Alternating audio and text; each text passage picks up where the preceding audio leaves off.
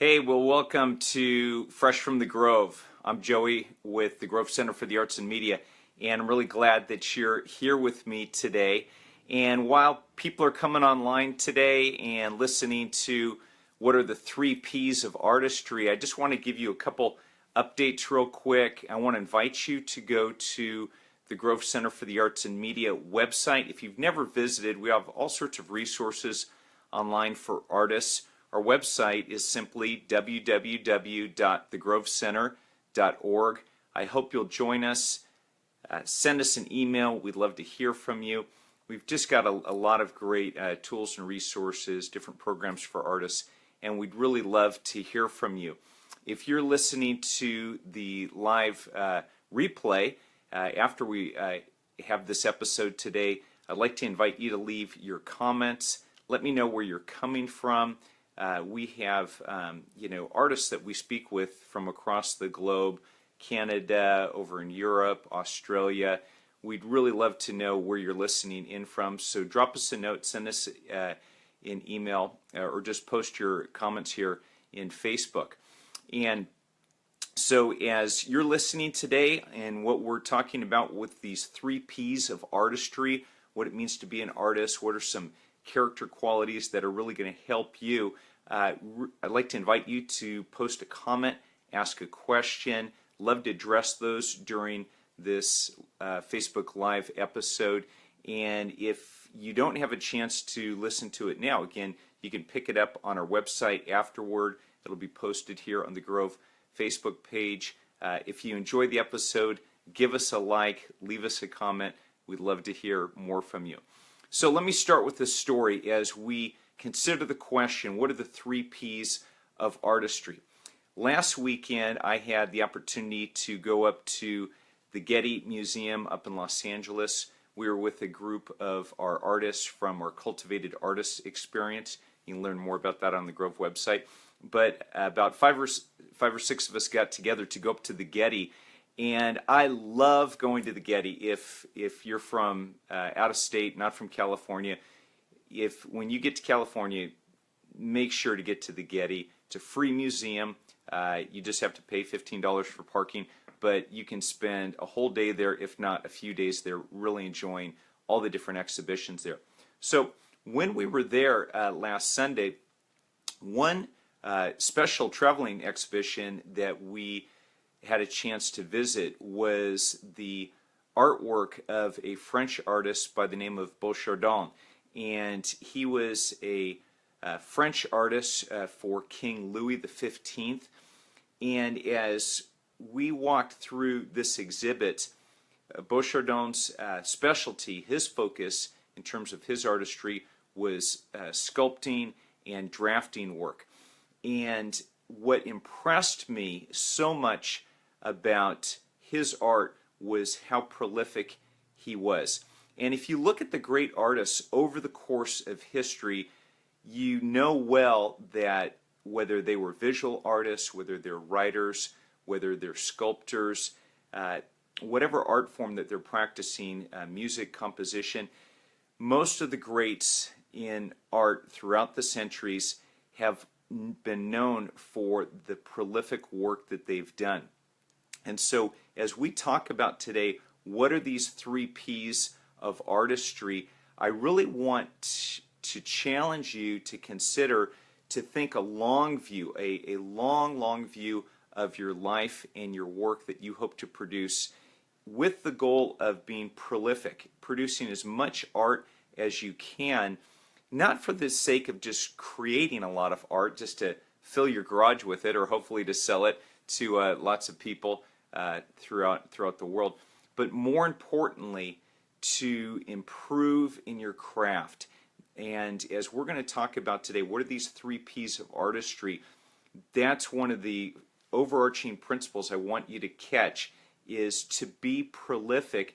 There's all sorts of benefits from really working on your art, practicing it on a regular basis, so that as you produce this body of work over the course of a lifetime, you are improving in your discipline, in whatever art you produce, whether you're a singer-songwriter, whether you're a dancer, and you've you're choreographing shows, whether you're an actor, an actress, whether it's Broadway, whether it's Hollywood, wherever your acting career takes you, whether you're writing, whatever art you practice, make it a goal to be prolific over the course of your lifetime. Now, you don't have to bite all that off at once, but as you take steps every day to excel in your art, to learn your craft, you will see a body of work emerge over time, and that's what it takes to be an artist. So let's talk about that first P today. Now, and you're going to know there's going to be a lot more P words I could use, but as I thought about how Beauchardon was very prolific in his work, these ideas really rang true in my heart and mind, and I certainly hope they encourage you today. So the first P I want to talk about is the word passion. You look at the great artists over the course of history, and they brought in energy and passion to their work. So let me say, whether you are just at the beginning of your creative life, your creative career, your artwork, or whether you're midway through or you're towards the end of your life, there is no substitute for passion. And when you think of passion, a lot of people have a misguided notion of what they think passion is. Passion is not super enthusiastic. It's not living with high emotional intensity. It's not the roller coaster ride of what many artists are wrongly perceived as just up and down, flighty, bipolar, scatterbrained, all over the map. A lot of false stereotypes of what artistry really is. But when I talk about passion, I'm talking about something that is deep and sustainable, something that burns from the core of who you are, and it's from that place, out of being made, as we've talked about at the Grove, being made in the image of God. That is seared in your identity. So just as we read in those first few words of Scripture, that in the beginning God created, and later on in Genesis 2 and 2, where you really read that creation story, and we read that man and woman are made in the image of God, our passion is to directly reflect the Creator in everything that we create. So it's really, this idea of passion comes from a deep sense of burning, kindling this fire within us, that there is something strong and glowing within inside of us that inflames the work that we do. Another idea to think about when you think of passion is, if you look at the Latin word for passion, passion always refers to some level of suffering. You hear of the passion of Christ, and when someone is passionate, it really means, when you look at that Latin root word, that they are willing to undergo suffering for that which they've been called to be and do. And if you've been an artist for any period of time, you know that your creative work oftentimes is a struggle. In the last FaceTime live, not FaceTime, Facebook Live, sorry about that. The last Facebook Live, I addressed this idea of creative resistance, and I talked about the struggle of art and those resisting forces that work against us to pursue our passion. So I don't know where you're coming from today, but if you're struggling in your artwork, if you feel stuck, if you feel blocked, if you feel like, what I'm producing is just, it's just a bunch of crap right now, hey, just hang in there. Let that passion keep propelling you forward, because you're going to have some breakthroughs. Remember that we don't live by our emotions. Our emotions are given to us to help us tell us how our heart's doing throughout the day, and we really have to stay connected to our heart and to what that unique creative calling is as we pursue the passion that's been placed inside of us. So again, that first P to move you towards artistry is one of passion. There's no substitute for great passion, and I want you to think about, how do you start your day with a sense of reconnecting with what your deep and true passion is today. And I want to say, if you're just tuning in now to this Facebook Live, episode, we're talking about the 3 P's of artistry. And the first one I just mentioned is passion. Let's talk about the second one. What is the second P that can lead to great artistry? And it is the P word of persistence. In order to be a thriving artist that produces a prolific body of work over the course of your lifetime, you have to have the character trait of perseverance. Perseverance is essential because, as we've mentioned earlier, there are going to be moments, there are going to be seasons when you're not feeling especially creative. You're not feeling like you're producing a strong body of work. You're hitting resistance from other people turning down your work. I've talked about before dealing with numerous rejections from publishers in my writing career. You're going to have moments when you are going to persevere so that you can go on to produce your next great work of art. And oftentimes, when I'm struggling, when I'm facing resistance, when I'm not writing as well as I'd like to be, one thing that I find really helpful is to read other authors who have struggled as well. And 2 in particular, 2 female authors who have produced great books, best-selling books, and they are both books that I've reread several times. The first one is Catherine Stockett. She wrote the book The Help, and this is a phenomenal novel. Maybe you saw the movie, but what a lot of people don't know about Catherine Stockett is the backstory of her struggle to get that book published. She faced over 40 rejection letters from publishers who turned down her work, who said, no, we're not interested, and she faced rejection after rejection after rejection. That book went through constant rewrites, even during her pregnancy, when she tells really funny stories how she'd leave her kids with her husband, she'd head off to a motel to write overnight. She was pregnant, even in the hospital, she's working on drafts. She demonstrated perseverance in the face of great rejection. The second person is Laura Hillenbrand, who wrote Seabiscuit and Unbroken. What most people don't know about her backstory is that during her research and writing of Unbroken, which tells the amazing story of the Olympic runner and Japanese prisoner of war soldier Louis Zapparini, when Lauren Hildebrand was writing and researching Unbroken, that was a 7-year period of her dealing with chronic pain. And I'm sure the period lasted longer than that, but she demonstrated incredible perseverance and struggle, but kept researching, kept writing, kept interviewing, and the volume of research that she did to produce this wonderful story, it's remarkable. So not only do you need a passion for your work, you need to develop this incredible, important aspect of perseverance.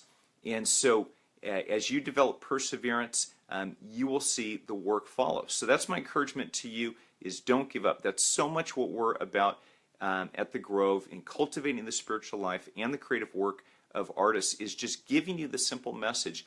Don't give up. Keep persevering. Keep pouring yourself into your passion. It'll pay off in time. And you have to have belief in God, belief in yourself, and those around you to keep moving forward. Well, the last thing I want to talk about, the last P I want to mention today, and I hope it's an encouragement to you, is the P word of practice. In order to thrive as an artist, in order to really put some action steps to your passion as you persevere in creating your work, you have to practice your craft. And there's so much I could say about practice and how important it is, but you cannot just wake up in the morning and expect to write the next great song or to expect to create the next great movie, or to write the next great film script, or whatever it is you're producing in your art, whether it's painting, whether it's ceramics, whatever kind of design work that you create, you have to practice your craft. And practice involves a lot of different disciplines. It could mean taking more courses. It could mean studying online. It's having this insatiable appetite to both learn and then practice what you're learning. That's what amazed me about Beauchardon's work. When you looked at these amazing sketches that he would make of his artwork, of horses and the people that he was sculpting, and different fountains he was creating. There was so much sketching, working out detail, studying the anatomy of a horse, doing sketches of the muscular structure of a horse. All these different things he was practicing. So the question I have for you today is, how do you practice your art form?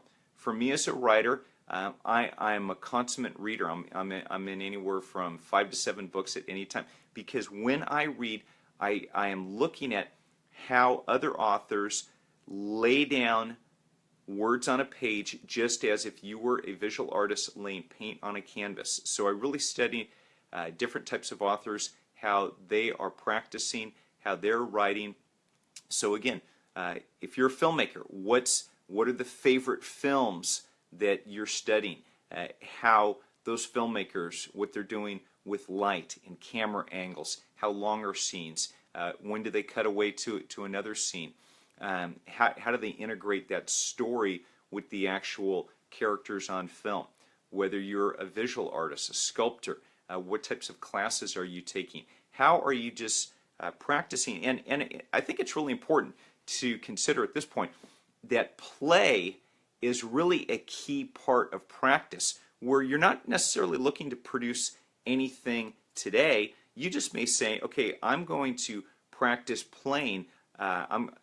Perhaps if you write nonfiction, you're going to work on some poetry, or you're going to work on a fiction piece, maybe a one-page short story. How can you insert more playfulness in your practice to create that energy, new insights, new learnings? Whatever you can do to practice your craft, like we said with passion, there's no substitute for practice of honing your craft. So these 3 P's of artistry: passion, perseverance, practice, and throw in some play there. That's a free word. How might you put these into action in your life so that over time you are producing a more prolific body of work, one that's based upon quality, one that's based upon continuous learning, one that is evident in the passion that you're producing with your artwork. I hope you found this Fresh from the Grove helpful. Drop me a comment. Tell me where you're from. I'd love to answer your questions.